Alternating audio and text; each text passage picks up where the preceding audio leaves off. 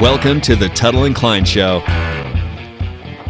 That you would have been right by taking our time.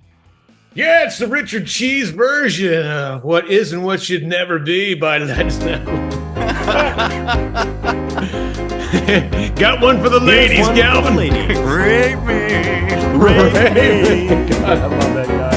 That was so early on in our career, too, man. Can you believe that dude has just celebrated 25 years of Lounge Against the Machine? That's unbelievable. Right? Wow, it is 25 years. Yeah, I know that because I'm on his mailing list still. I love Richard Cheese. Yeah. Great lounge act. He's been doing it in Vegas for quite a while now. I remember he bought us on stage. For those of you who don't know what we're talking about Richard Cheese. Kev's got a little picture of him right here. This guy takes like rock songs and turns them into lounge songs. It's brilliant. It's so brilliant. And he, back early in our career, I mean, this is 1996, 97 at the latest. He brings Kevin and I on stage with him when he did a show in Nashville. Remember that? Yeah, he gave you your own cheese name. Yeah. I can't remember it. Weren't you like Timmy Gouda or something? Yes. Yeah. That was it. And we went on stage and somebody from the front, because when they were announced, we were the radio guys, somebody said, "Video killed the radio star." And I said, "Yeah, you can't get any videos on MTV anymore, fucker." But I'm still right here. That's right. You know what? Eventually, 25 years later, what killed the radio star was streaming and podcasting. And corporate ownership. Exactly. Corporate ownership. They fucked everything up. Kev, how are you doing, buddy? I'm doing well, bud. How are you? Good. You're smart. For those unaware, the 25,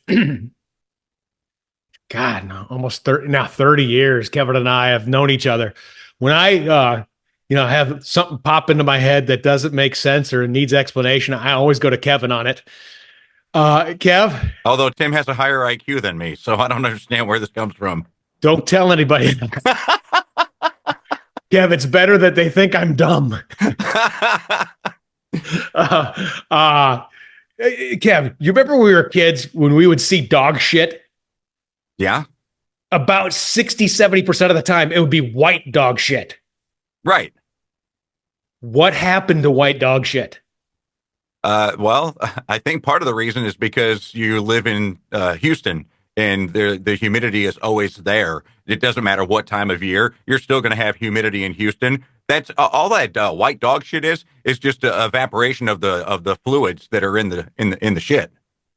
Okay, that's it? Yeah, that's all it is. It's just drying out. Okay, I see, because I thought maybe, that the dog food that dogs get now is so gourmet in comparison to the shit that we fed them when we were kids. Oh, that could be part of it. But no, I think most of it is just the dehydration.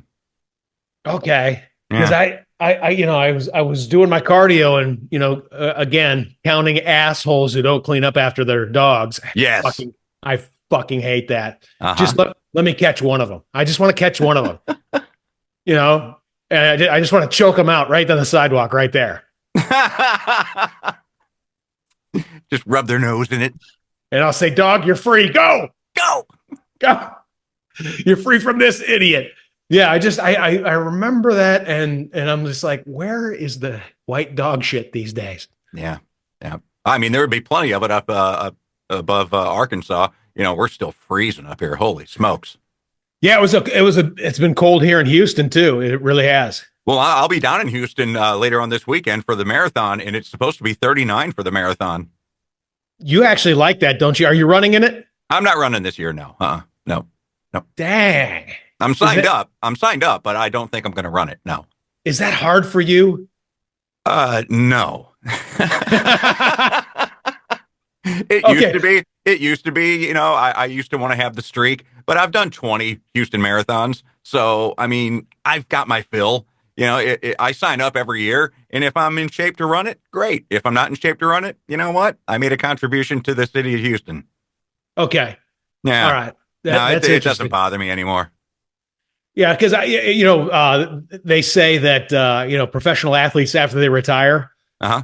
a lot of them can't even go back. It hurts too much to even like be on the field or at the stadium or arena or whatever for at least a year or two afterwards. That's one of the reasons they say Brady took off for 1 year before he got into the broadcasting booth because he just wanted to get away from the game. Sure. I can understand that. I mean, that's a job. I mean, you're pouring your heart and soul into it. I mean, running, you basically train for 16 to 20 weeks. You do the race, and if you don't like the outcome, you can go do another one in a couple of weeks. But a lot of people just do it for a bucket list thing. So yeah, you're not compelled to do it again. You've got your run. Everything that you wanted to do in terms of your running, you've accomplished. There's nothing left. There's 2 continents left that I want to run on that I haven't. I've done 5 continents, but I still have Asia and Antarctica to go, and those are the only 2 bucket list things left on my running. Yeah, but can you even do Antarctica? Oh my God, Tim, there's 5 races down there. What? Yeah, there's 5 marathons down there. There's 100K down there, a 62-mile race. Well, I tell you what, if you ever go on the run and want to disappear, I'm the race director for Antarctica races. Yeah, it takes anywhere from 15,000 to 30,000 to get in that race. Oh shit! Why is it so expensive to get there? You either fly in on a Russian carrier cargo plane, or you go on a boat over the Drake Passage, which if you have any sort of inclination to seasickness, you don't want to do that because it's a violent passage. But and once you're there, then the logistics of housing for 3 days and all that kind of stuff. So yeah, it's very expensive to do it. Okay, all right. I see. So that's why it's prohibitive. It's not like it's dangerous and you have to like really psych yourself up and train up for it. It's the cost of transportation getting there. Yeah, no, I mean, what I did in Alaska is more dangerous than running 26 miles in Antarctica. Okay. Yeah. I mean, it's still going to be cold and it's still going to be brutal, but it's you're only out there for 5 hours. Right. Yeah. I wanted to tell you a story. All about those hot rim blues. I come home one Friday. I tell my landlady I done lost my job. She said, that don't concern me much. George Thorogood, baby. I love George Thorogood, man. Yeah. He's not just bad to the bone. He's got a lot of great stories, including an excellent rendition of The Doors' Who Do You Love? Yes, he does. That's a great one. Who do you love? Kev, apparently I have to start backtracking through the Houston medical community and like reissue some paperwork. From how far back? Well, let me explain. I was at the doctor's office last week, just a regular visit. Yeah, your annual, sure. Yeah, my annual. And I saw on the computer screen when, she was drawing me up and everything like that, who I had put down as my who to notify in case of emergency. Well, no, hold on. Why are you laughing? I need to know why you're laughing. Because I'm very curious to find out if it's mom, wife 1, wife 2, or if I even made the list. It's one of my exes. Okay. And it's the wrong ex. Oh no. Yeah, she would probably tell them not to resuscitate even if I stubbed my toe or something. Euthanize him. He's done. Yeah, he's done. So, I immediately wanted to settle it there, at that office because that's my regular doctor. And I asked the receptionist for her number. Smart. Yeah, and she said she's very flattered, but she's married. And I said, no. In case of emergency, I want my doctor to be notified. I mean, yeah, right. So, like, I want you to know, yeah. And you can make the decisions from that point on. She laughed. That's a brilliant move, though. It's a great move. Great move. Plus, it was just a feel because Kev, she was a hot Latina lady. Oh, you're right up your alley. Just and right up her. Anyway. Calm down, Tuttle. Calm down. Kev, I'm curious. I sat on this for a week. I didn't look at it because I kind of wanted you to present it. For those of you unaware, Kevin Klein will throw a plum in here in regards to what we want to cover on the show and everything like that. So he sends me a link, and I didn't click on the link. You're going to go through it right here yourself. Oh, okay. I didn't click on the link, and it's a fascinating topic. I guess there's a list of most inexplicable things that people put in their rectums in 2024. This is the 12th annual list. They've been doing this for 12 years, and they have expanded it, Tim. It's not just things that people have put in their rectums in 2024. No, these are things that people have also put in their vaginas and in their penises. And these are actual medical reports of people going to the hospital or the doctor. And some of them come with the description, too, because if the description comes, that the people that are on the end of that phone call go, you're never going to believe this shit. That's funny. Yeah. So, quote, patient states that him and his wife got carried away and a portion of a plastic screwdriver handle ended up in his rectum. See, that's embarrassing, man. That's like, hey, honey, listen, we got to do everything we can to handle this at home. I mean, there's going to be paperwork. There's going to be, we got, are you sure you can't get that thing on there? Do you want me to call a neighbor? He's a plumber. No, don't call the neighbor. No, don't call the neighbor. What about this one? Ankle, abdominal, and neck pain after jumping off of a second floor balcony and finding a foreign body in his rectum. Oh. How does that happen? I don't know, man. Dude. See, and how many of these, Kev, are they really telling the truth of what happened? I mean, that too, I mean, who jumps off a second floor balcony and has something in their rectum then? That. Yeah. This guy shoved a bag containing 20 hydroxine pills into his rectum for street cred. For street cred. Bro, I wasn't going to trust you with fencing these items, but I heard about your ass. I heard about your ass thing, man. Way to go, dude. You're the guy. All right. Now you were talking about people lying. Tell me this one this is not the truth. Patient states he tripped in the shower and fell backwards and landed on a shampoo bottle, which became lodged in his anus. No fucking way. Not a chance. Not a chance. No. Kev, that's like shooting like a watermelon into a basketball hoop from 75 feet away. Yeah. No. No, that did not happen. No, it did not. No, that did not happen. Not a chance. And the doctors, they've seen everything too. The nursing staff and the doctors, Kev, I guarantee you, they're like, so you shoved the shampoo bottle up your ass. Is it clean? Now, here's one, Tim, that I read this and I'm like, I wonder if in our early days of radio, we could have gotten away with this as like a dirty deed or something. Okay. Put a motorized tire pump inserted into her rectum and was insufflated for the duration of approximately 5 minutes. They kept pumping her up for 5 minutes. What? That's people who watch too many cartoons. That is diabolical. Holy crap. Ouch. Wait a minute. What's the effect of that? I mean, did it say what happened with her? Well, I would expect that things expand to an uncomfortable level, and she's darn lucky something didn't rupture. Exactly. That's a little crazy, man. Yeah. Kevin, but believe me, I know as well as any person, that likes a little freaky freak. Uh-huh. That in the moment shit can happen. And you're like, hey, let's try this. That's one you just don't. There's got to be somebody in the room that's saying, you know what, that seems pretty hot, but we probably fucking shouldn't do that one.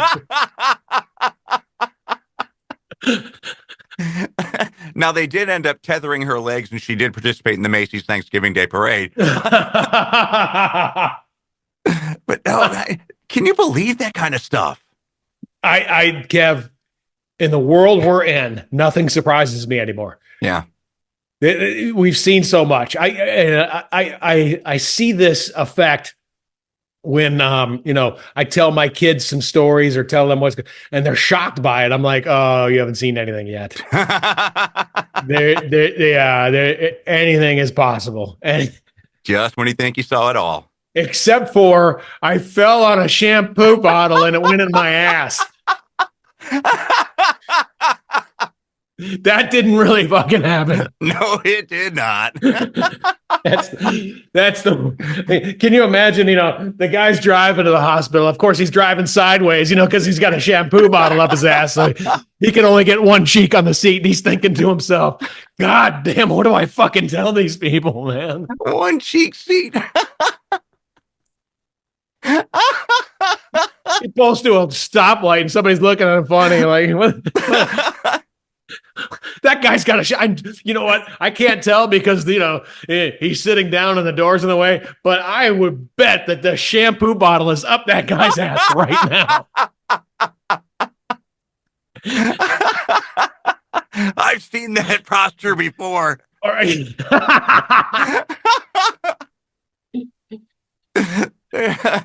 Oh, that's funny. Unbelievable. Hey, Kev. Even as we advance in our years, we still have those. I was blank years old until I realized something. Let me know if you knew this or not. Okay. Because I could have sworn it started off. I thought it was going to cause a little bit of an argument, and then it got Googled, so it was squared away. Did you know that Picasso is not from Italy? He's from Spain. He was from Spain. Really? Yeah. I did not know that. I was like, somebody was trying to, really drive that home, No, he was Spanish. He's like, Picasso, he's fucking Italian. Picasso, hey, Picasso. Yeah. I mean, he's Italian. Thought he and Michelangelo were buds, man. Exactly. Aren't all like great painters? Aren't they Italian? I mean, Da Vinci. Or French. Yeah. Yeah. Michelangelo, Joe Pesci's mom and Goodfellas. Yeah. They're all Italian. All Italian. Yeah. No, I didn't know that Picasso was Spanish. Did not know that. Yeah. So I was just, we're learning stuff every time, I had no clue whatsoever until today. I was years old when I realized that you could fit a shampoo bottle up your ass. Aren't you curious as to what brand it was? I mean, was it like Suave? Or there's no way it could have been Head and Shoulders. It had to be like Prel. Yeah. Just a tube. It had to be. Had to be, right?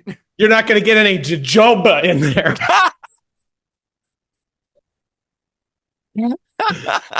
Do they even still sell that? I remember that was, back in the late 80s, early 90s, everybody was about the jojoba. All dudes were. I think they do still sell that. Do they really? I think I saw it in Walmart. It was the Australian shampoo with a kangaroo. Remember that? Yeah, that is. Yeah, they still sell it. Yeah. Okay. Yeah. Jojoba. How's that for a flash from the past? Beautiful. Kev, I think you're gonna love this. I have we've done this before, and it's really become a big thing with me and the kids. It's kind of like a Tuttle bonding strategy. Okay, I love hearing these. I used to, I've done this before where, I would text the kids. We got our own little text, the Tuttle Squad text, the five of us on it. Okay. And I would text them questions about, the family, the Tuttle family, Tuttle history, each of them, all of this stuff. And they would answer the trivia questions for cash prizes. Cash prizes? Yeah. It's like $25 or something like that. It was just a fun way to, we're bonding and having good time, and we're, at least staying in touch with each other, all five of us, at least like once a day or every 2 days maximum. It's really cool. That is very cool. Yeah. But I've kind of upped it this time around. Do tell. We're only playing one more game of it ever. Okay. because this Tuttle trivia contest will last until I die. How so? Well, the prize is huge, Kev. The winner of the Tuttle trivia contest will get all of my life insurance benefit. Oh, wow. So they're playing for keeps now. Yeah, they are. Now, and initially, if something were to happen to me, you know, Audrey was going to make sure all four of them got 25% apiece, and she would take care of that. You know, Audrey's honorable; she would do that. So I got everything put in her name and everything. But you know, now I've decided, okay, no. I mean, you know, I want to find out who's paying attention over a 20, maybe 30-year period of time. And they're really on it, Kev. I mean, they're playing like Audrey's in the lead right now, but only by one. Timmy's right there. Really? Yeah, Timmy's second place. Oh, wow. I think Timmy has some counsel on it. He has some consultation on it. Oh, really? I think he sometimes will ask Mama. He's getting some help, huh? Yeah. I think sometimes he'll ask Mom, and you know, Erica and I were together for 8 years, so she may have picked up a thing or two about the Tuttle. Yeah, because I would think that Audrey might have a decided advantage being the oldest, but you're telling me that your youngest is right up there. He's doing well, and you know, and Dallas and Jonas are right there too. I mean, it's tight. I'm sure. It's really tight. And, you know, when you're talking about a contest that has a 20, 30-year, you know, duration, what's happening right now doesn't matter. Plenty of time to make it up, kids. Plenty of time. Yeah, Jonas and Dallas, when they missed a question, they're like, damn, that's it. It's over. I'm like, no. No, if you think a marathon is a marathon, just wait. That's right. We're doing this over years. Yeah, I could see it. 2057. You know, I'm on my last leg. The score is 11,528. That's so. I threw that in there. I just like, okay, that'll keep the five of us like together forever, right there. That is a very cool idea. Isn't that a cool idea? A way for you guys to stay in touch, like you said, but it's also a way for them to learn about their heritage. Well, yeah, their heritage and, you know, things that happen. Like the question on the table right now is the Grandpa George, their great Grandpa George, losing the farm in a big boxing match bet. Uh-huh. That's the question on the table. And Dallas and Timmy both got it. And Jonas is a little sketchy about it. He said, wait till I got to wait till later today. He's got to do some thinking. And then Audrey has an answer. She's really freaking busy with launching this new pro league here. I was talking about her today. You were? Yeah. So I had a ear, nose, and throat. It's just my regular with the ENT doctor, and his daughter is 13 years old, and she plays select volleyball. And I said, well, are you aware that there is a women's pro volleyball league in America? He's like, didn't know.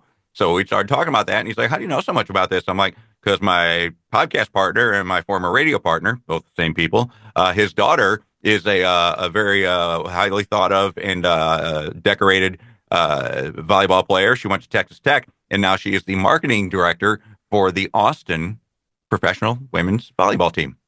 Yeah, and you know, they just launched last week here in Houston at that new Fort Bend arena. That's awesome. So and it went well, great crowds, everything like that. I mean, things were going really, really well. And of course, now they have the Austin launch tomorrow, which will be today, the Wednesday. Okay. So she's a little nervous. She's like, okay, now this one's my show because, you know, this is Austin.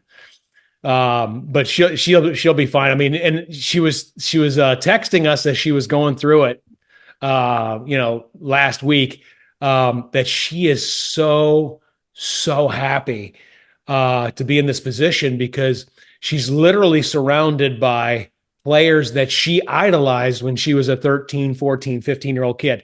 You know, a lot of these are Olympians now. They got the silver medal, and you know, when they were at UT and Nebraska and Stanford and Wisconsin, you know, she idolized them.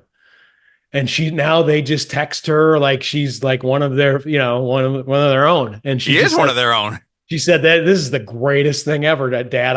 I'm loving it. And it actually had me thinking we should just transition to this right now in terms of a be honest. Be honest. Be honest. Okay, since Audrey is, surrounded by her heroes, Kev, it got me thinking, and I was talking to her about some of this too, is during our 26 years plus of morning radio, were there celebrity moments that you thought were so surreal you didn't understand how this was happening to you? Yeah, 3 come to mind right away. Which ones? Oh, Don King. When you set that up, dude, that was unbelievable. Is that crazy? Oh, yeah, Kev, this was 1996. This is our first year. Like we were only doing morning radio for a few months. And Don King was in Nashville. Kevin and I were doing a radio show in Nashville at the time. And Don King was coming to promote some fights that he had scheduled in Nashville. It was the very first event at Nashville Arena. Yeah, the first actual event. George Jones, remember he sang the national anthem. The best rendition I've ever heard. It was unbelievable. But I think Whitney Houston 1991 Super Bowl. But anyway, I'm not going to split hairs on that. But I got some word that a connection that he was interested in doing some media, and initially I was thinking, okay, he's not gonna. I mean, we're too small. We're a brand new show, and then suddenly, he's gonna show up. And he showed up, and Kevin had no idea he was coming in. It was a complete surprise to you that he was going to be a guest of the show. I would have freaked out the day had I known the day before. So you kept it a secret from me because you didn't want me to freak out. You wanted to actually see me when he walked in. Was that crazy, dude? It was unbelievable. Yeah. What else do you have? Gwyneth. When we talked to Gwyneth on the phone. Yeah, I nearly called in sick that day. Really, you were that nervous? Oh my God, Tim. Yeah, you never want to meet your idols because they can't live up to the expectation. No. Kev, I actually, about a year ago, because he was in town golfing, and I was, in 2023, I played a lot of golf, and there was an opportunity for me not to play in the same foursome, but they would put me in a tee time right after him, or actually right before him, the tee time right before him. So I would be on the tee teeing off, and then his group would come up behind to tee off. You know how that little wait is on the first tee? Yeah.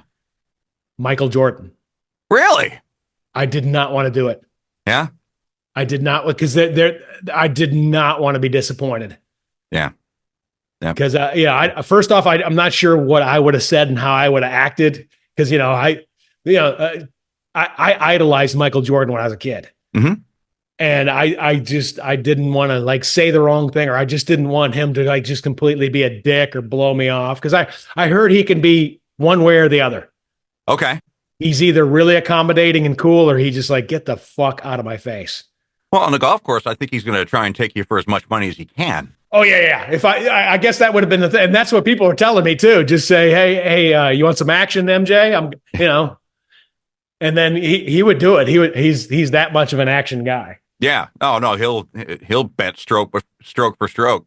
Yeah, but So I passed up on that. So I understand what you're talking about. But you did great when we were on the air with Gwyneth Paltrow.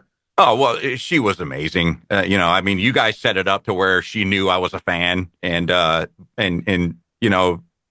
was nowhere she could go. I thought that except down, in my opinion. The way she reacted to that stupid ass poem that I read to her, she elevated her stature even more with me. Well, Kev, according to Harvey Weinstein, she doesn't go down. Very true. Nice. Yeah, she's actually one of the Harvey Weinstein victims that didn't happen because Brad Pitt stepped in. Yeah. And then the third one that was surreal for me, and it wasn't because he was just so, he was iconic, yes, but he was just so accommodating and so perfectly a gentleman. Henry Winkler, when we interviewed the Fonz, man, it's still my all-time favorite interview. Oh, it's great. Kev, in terms of all-time favorite interviews, that's one of mine also. Bruce Campbell was a great interview too. Bruce Campbell. He was hilarious. Yep. But yeah, just the idea, and that was Kev. That was like within a year because we also had Luke Perry right before he died. And if you look at it within that year period of time, we had Luke Perry and Henry Winkler. Those were two dudes, one in the 70s, Henry Winkler, and one in the 90s were probably at that time one of the most famous people in the world, people that couldn't leave the house. Yeah.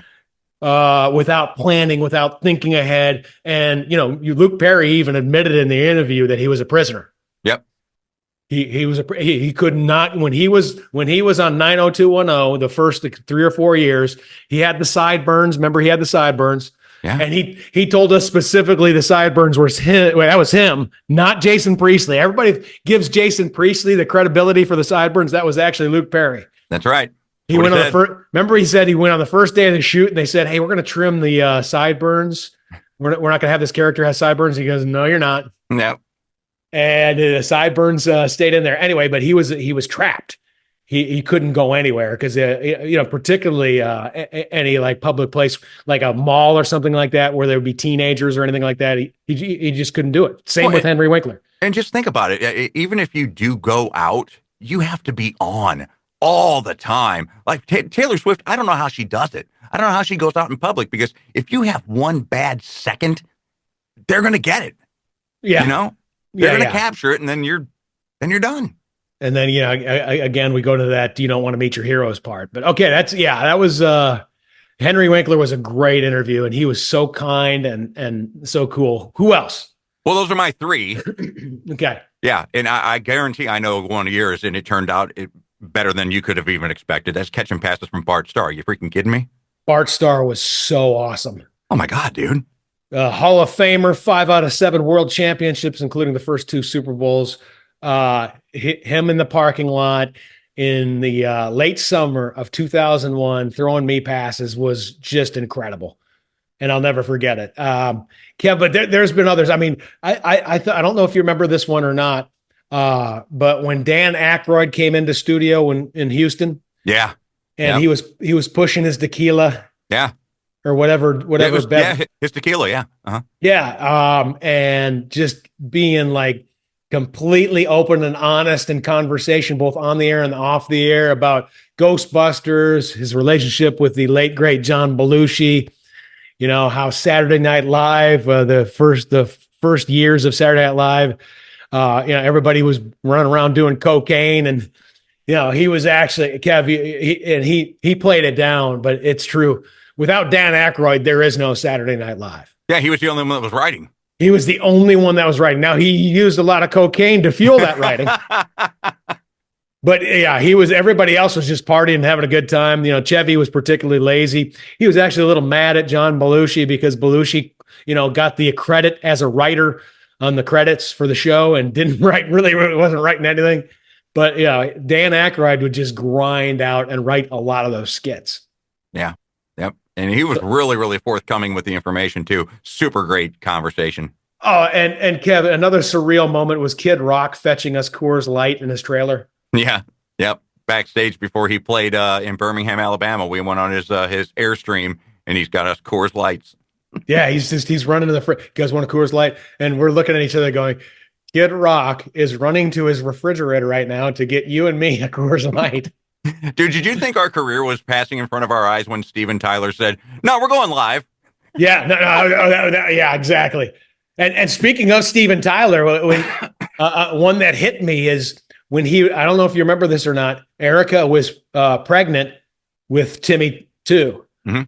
And Steven Tyler goes down towards her belly and starts singing an a cappella "Dream On." Nice. I remember. Do you remember that? I was in studio. Yeah. Yeah. And hey, Cav, I don't want to. I don't want to like mention this kind of because I know you're going to be like, I don't fucking believe that. I swear, man, when I'm in the car with the boys, with Dal and Timmy, and that song comes on, Timmy perks up, stops everything that he's doing. He perks up and listens to that song. Oh, I don't doubt that at all. And no, I firmly believe that can easily happen. In utero, but yeah, it's one of his favorite songs. It's a lot of people's favorite song, but Yeah, he's got a special reason. Yeah. Another one, Kev, and I don't know if you remember this one or not. He was doing improv that weekend. Norm Macdonald, when he came in studio. Dude, it's unbelievable the people that we were able to get in the studio, and that was he's my all-time favorite comedian. Oh my God. And just hilarious. Here, Kevin and I fanboyed the shit out of that one. Big time. I was going through some of his skits on set. First thing when he walked in, this just in, murder is legal in California after the OJ verdict. I mean, just freaking hilarious. Yep. Yeah. And I don't know if you remember or not, Kev. A lot of times, unfortunately, here's an unfortunate thing about Kevin's position on the show is he has to pay attention because he runs the board. And he may have missed something that happened on the side before we went on the mic. He was talking. Remember, he was there with a friend of his, the opening act. Yeah. And Kev, I'm listening in, and he was like running a joke past his friend, and that joke ended up being on one of his Netflix specials, and it was hilarious. Do you remember the Hitler's dog joke? Yeah, he did a lot of Hitler jokes. Yeah, the one where he's like, yeah, Hitler's a dick, evil, all that stuff. But I bet his dog loved him. Yeah, his dog had no idea. Hey, he just murdered Jews today. When he comes home, that dog's wagging his tail. That's right. Doesn't matter how many Jews have been murdered. But he was working on that joke in the corner. And I remember in our studio, and I remember his I can't not remember who he was, the other comedian, but it was somebody that was opening at the Improv with him at that night.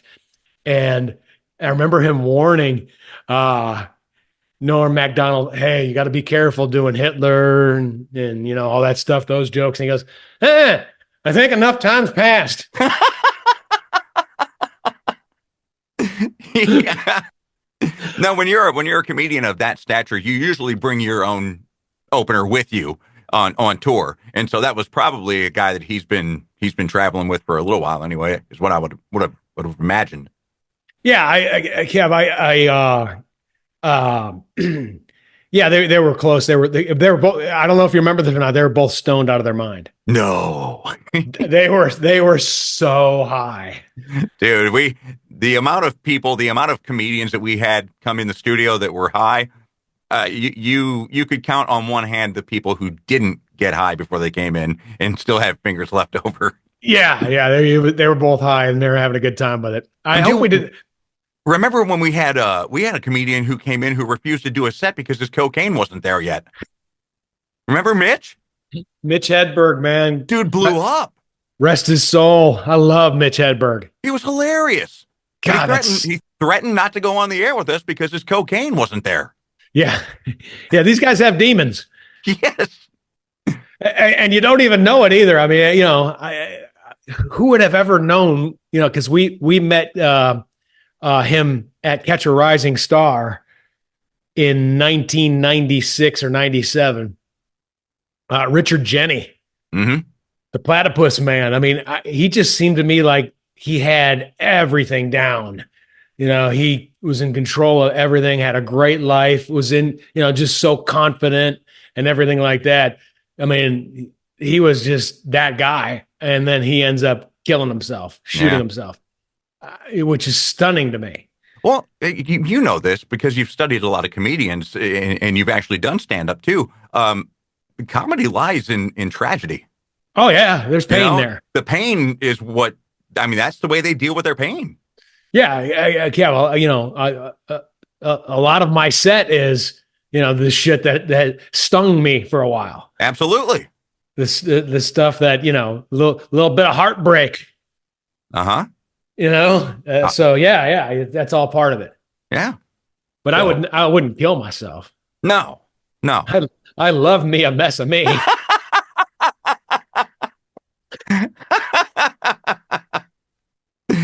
That's why, I never understood depression You know, I never, it was never a thing on my radar until you and I got together and you told me, "Hey, I'm bipolar," and all that stuff. And I didn't get that. I didn't understand it. To me, but it really hit home. It was literally, it was like the night after or the night before Kevin's last time he was going to be in the station, back in 2021.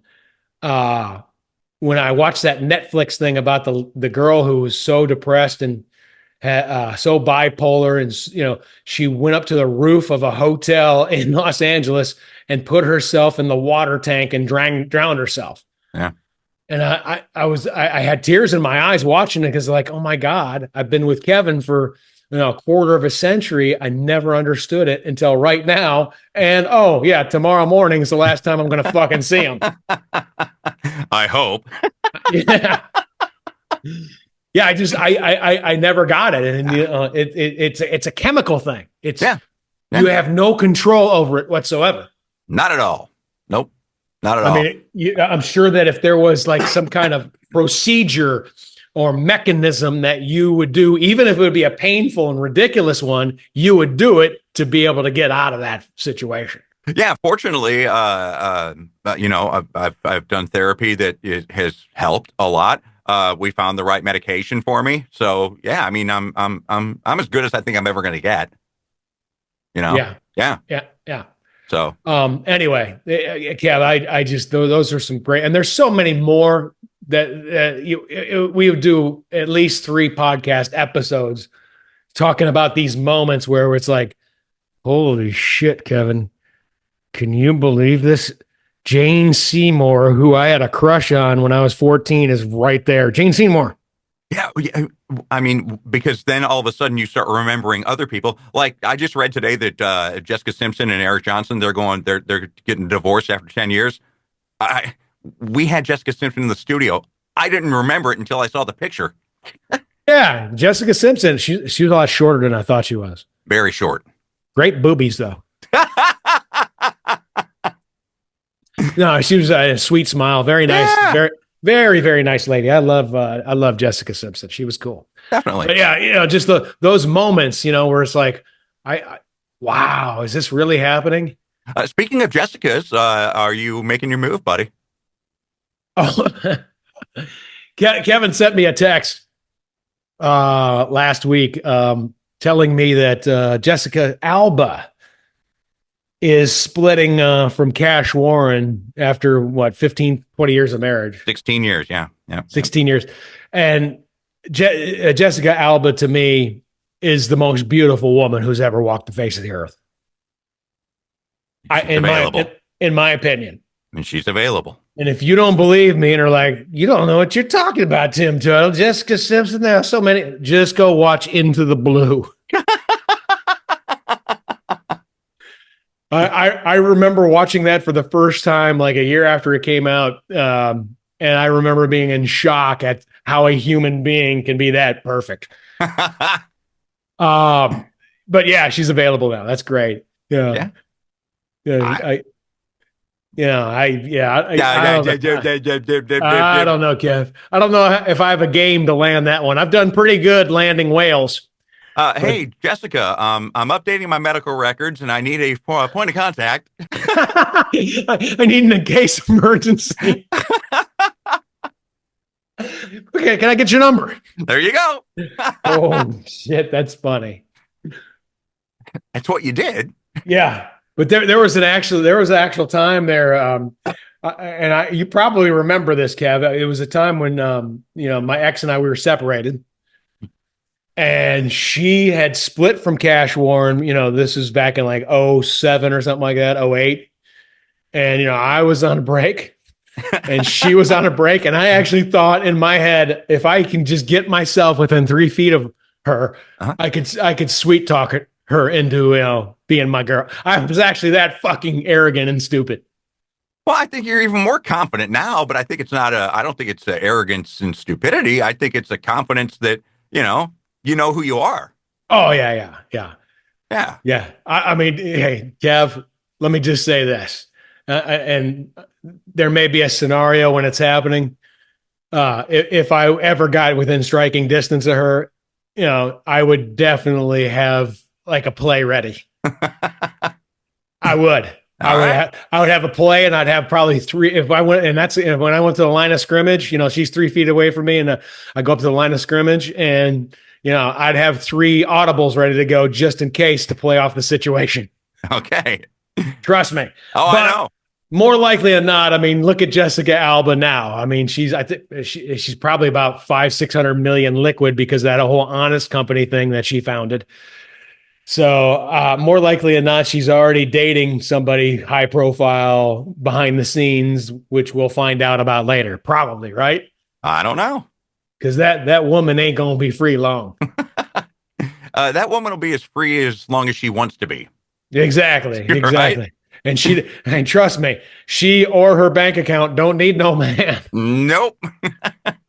And Kev, even if she's gonna go on I want to have fun mode. I don't want to be locked down to anybody. Hey, I can be there. The usual situation.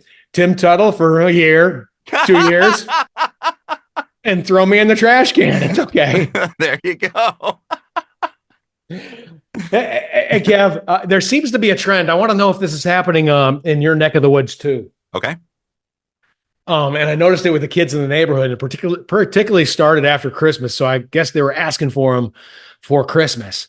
Instead of backpacks, and this seems to be, looks around the middle school age and even into high school.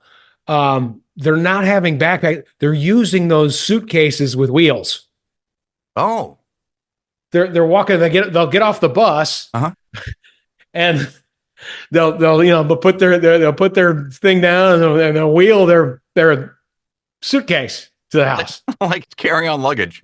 Exactly. It's like they're traveling at Bush or at Hobby.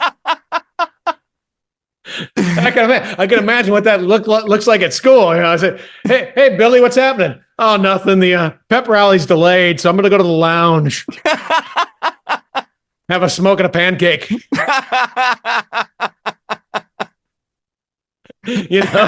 Totally. But it's the funniest thing. It's like a march of them because they go right by my window too.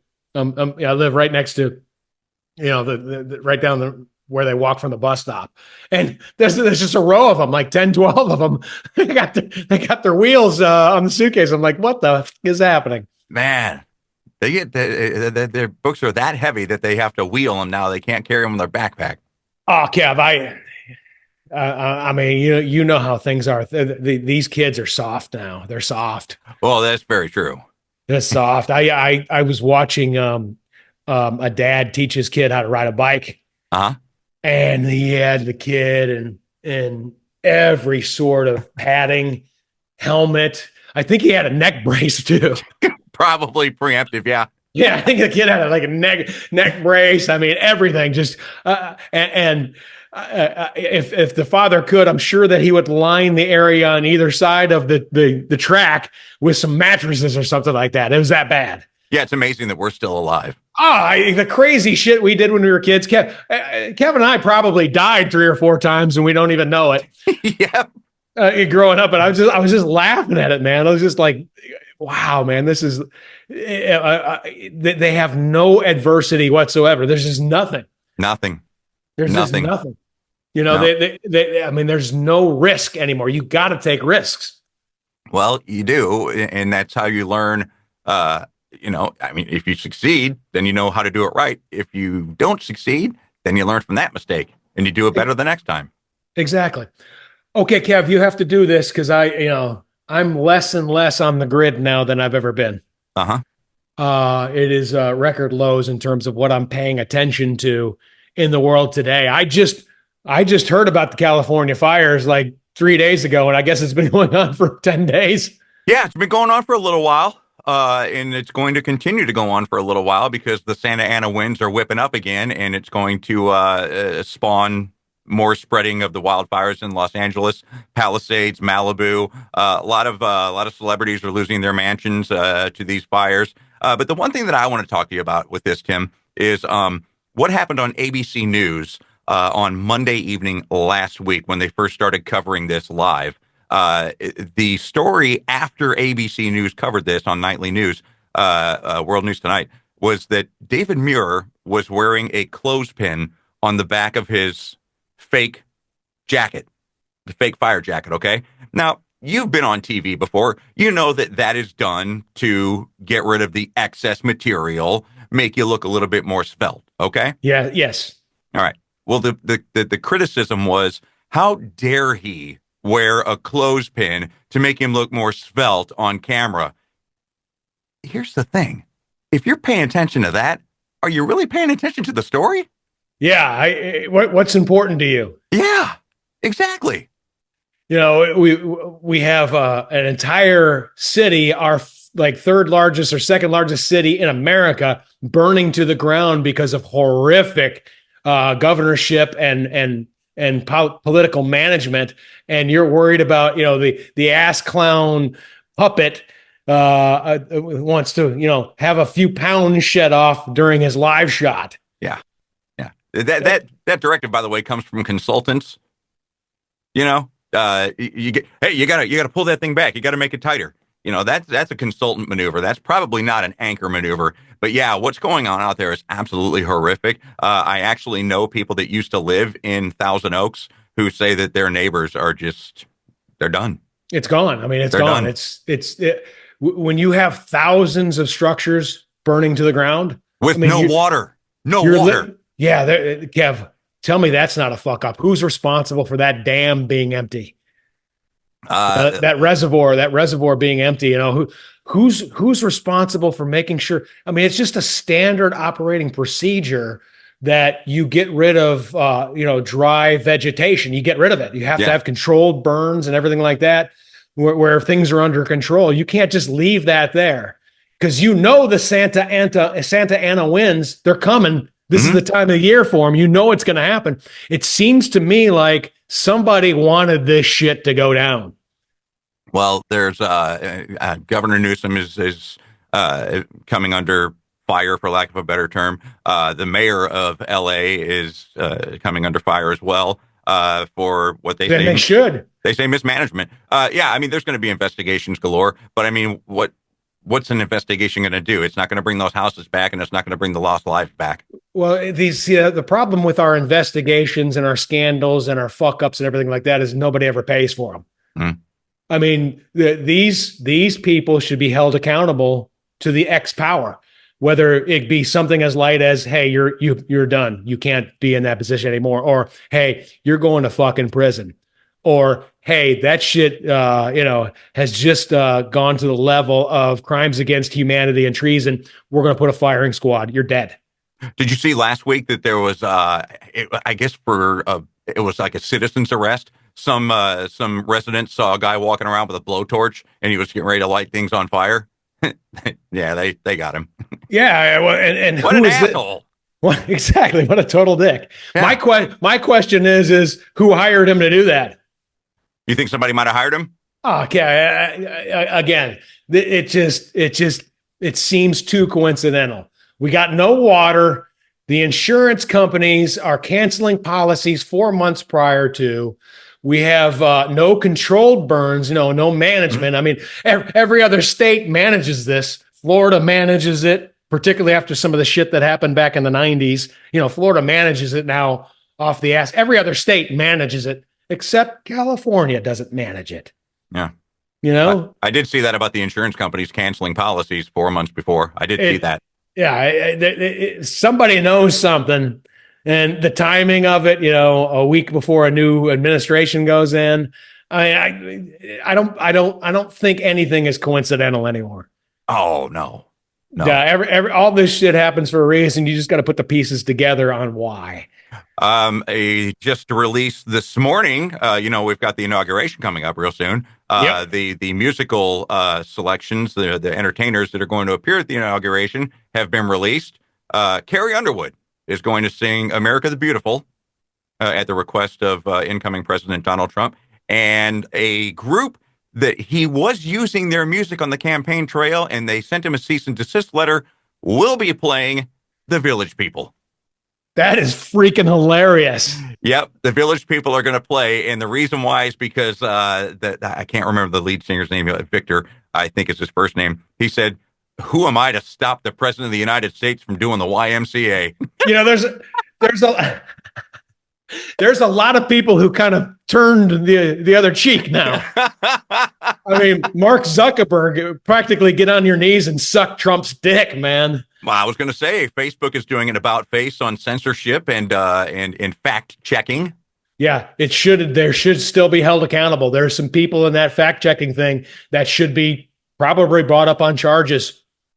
You know, I mean, to specifically know that you are stopping the truth, there should be people held accountable, both in the government agencies that push Facebook to do that and Facebook itself. These people should be arrested. There should be arrests and long prison sentences. That's the First Amendment, bro. You can't fuck with the First Amendment. Well, that's what I was gonna ask you. Okay, so this is the First Amendment, and you said that they should be held accountable for blocking the truth. The First Amendment doesn't care if it's true or not. The First Amendment is the protection of speech, the freedom of speech. Even if it's not right, you can still say it according to our Constitution. And again, anybody that stops that, whether it's in a government position, private sector, or whatever, if you decide that, hey, I am going to thwart Americans' freedom of speech, maybe I'm extreme. To me, that's the same thing as treason. You should be executed by firing squad. Absolutely executed. Anybody just suggesting that's your freedom of speech. Just as suggesting it, that's fine. You can do that. You know, just suggesting there should be gun control and we should take all the guns from the citizens, that's fine.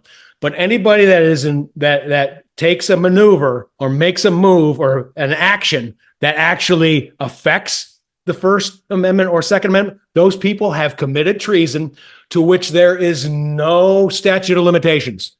You know, you could be charged for that 25 years from now. And if found guilty, you should be immediately executed. That's how important those two principles are to the United States of America, our constitutional republic, and our freedoms. That's how important they are. They're very important. Very important. As is the entire Constitution. I mean, it's there for a reason. You know? Yeah. But it's brilliant. Considering how long ago that was written and how relevant it still is today. Yeah. Man, those guys were smart. Yeah, and Kev, you are correct about the rest of the Constitution, the Bill of Rights, but without 1 and 2, you can't ensure the rest of them. No. You got to have 1 and 2.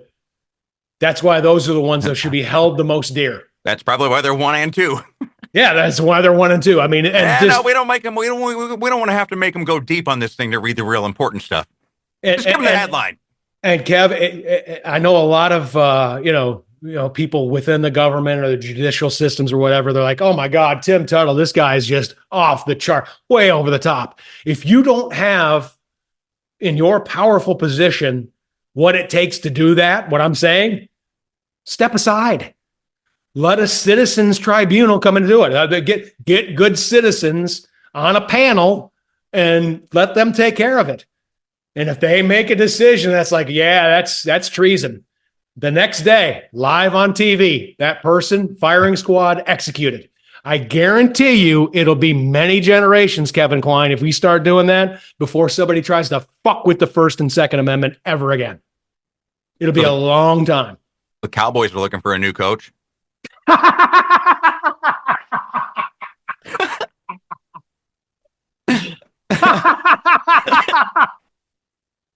Well, I just thought, you wanted to be kept abreast of what's going on. Do you know who the rumored front runner is for the job? Is it Deion Sanders? That is correct, sir.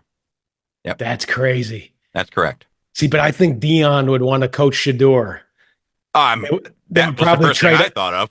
Would they probably trade up and try to get him? But how? They just signed Dak to $60 million a year for X amount of years. Again, Kev, for these billionaire owners, it's not that much money. It's tip money. It's not that much. I mean, I know for you and me, $117 million hurts. Yeah. I don't got it. Yeah, it hurts real bad. And I'd probably be like, ow. Just give me the shampoo bottle. Yeah, but for the Jones family, yeah, give me the shampoo.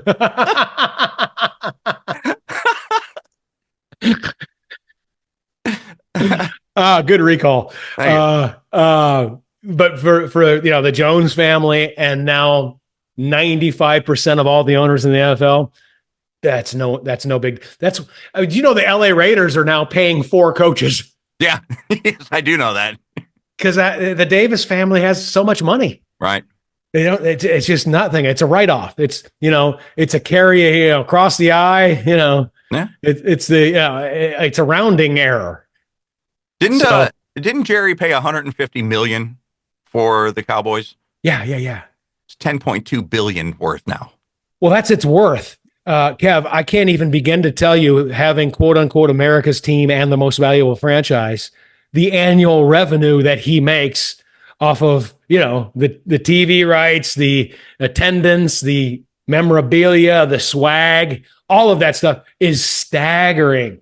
Okay, I mean, he's putting $1.5 billion, $2 billion in his pockets every year. Okay, so then explain worth, because I thought worth was all of that stuff combined. Worth is not, it doesn't take that into consideration.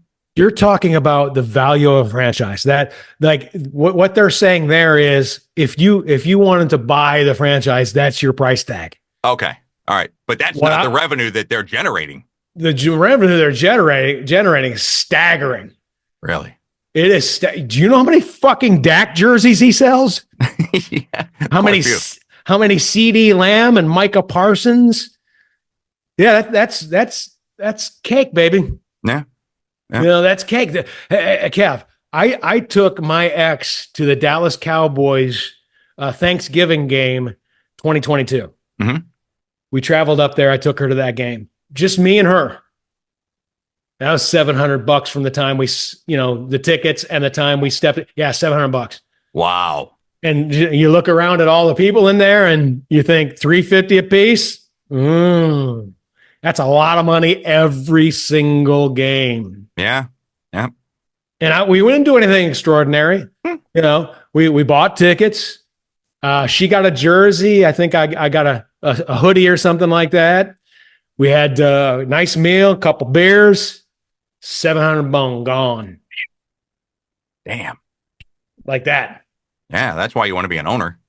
Exactly. That's nothing, Kev. I mean, you say Dak. Oh, what are you going to do, Dak? You're going to waive him at the end of training camp next year. He'll go on with another team. Of course he would. Yeah. Oh yeah, he'd get picked up easily. And the thing that this season, Kev, that's different is Sean Payton, the coach of the Denver Broncos. Yeah. Has taught the league how to handle big salary cap hits with the Russell Wilson contract that they'll still pay for, until my children are old. Uh-huh. Well, they can afford it. It's Walton money. Exactly. It's Walton money. It's nothing. Uh-huh. So, I mean, they write it off. I mean, the Jets fired Salah and, they're not bringing Aaron Rodgers back, but they're going to pay that contract. Aaron Rodgers will be paid like $10 or $15 million a year until he's 79 years old. Good gig if you can get it. Yeah, it's a good gig.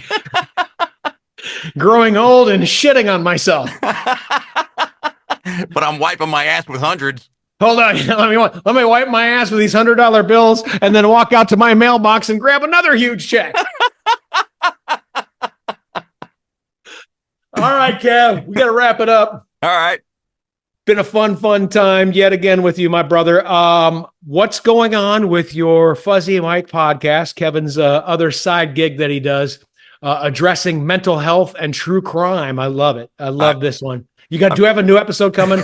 No. There are people clamoring. I wish. I have to take a break from it right now because things are very, very busy with my other work.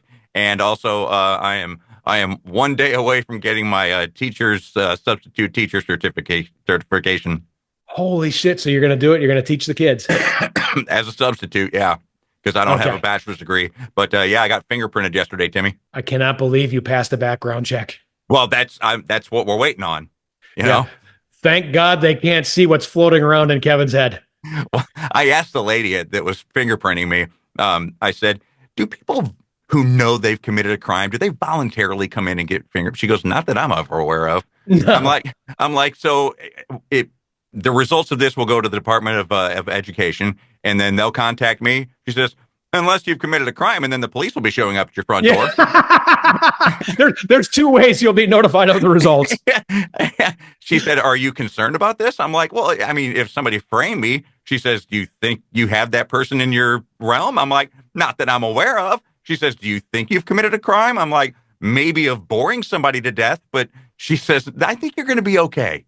That's so funny, Kev. I guarantee you after you left, she was like, oh my God, hey, do the full Monty on this guy. Yeah, we're entrusting our kids with this guy. Holy shit. I weep for the future.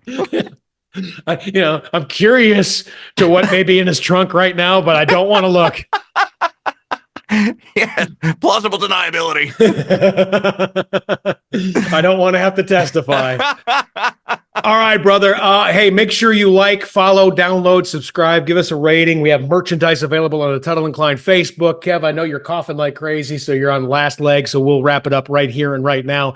Have a great week, my brother, and let me know how the teaching thing goes. That's it for this episode of the Tuttle and Klein Show. See you this Wednesday for an all-new episode. Yo. All right, take the yo out.